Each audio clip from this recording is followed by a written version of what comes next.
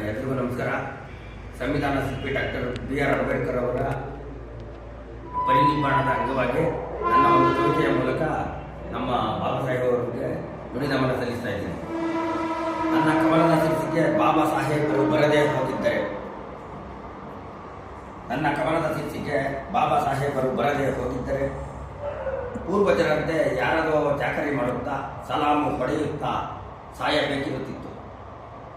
ಪೂರ್ವಜರಂತೆ ಯಾರದೋ ಚಾಕರಿ ಮಾಡುತ್ತಾ ಸಲಾಮು ಹೊಡೆಯುತ್ತಾ ಸಾಯಬೇಕಿರುತ್ತಿತ್ತು.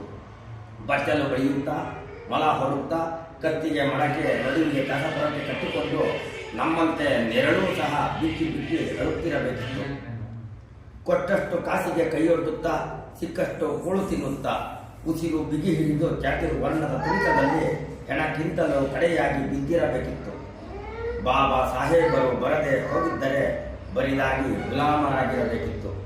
ಬಾಬಾ ಸಾಹೇಬರು ಬರದೆ ಹೋಗಿದ್ದರೆ ಬರಿದಾಗಿ ಗುಲಾಮರಾಗಿರಬೇಕಿತ್ತು. ಎಲ್ಲರಿಗೂ ನಮಸ್ಕಾರ. ಎಲ್ಲರಿಗೂ ಧನ್ಯವಾದಗಳು.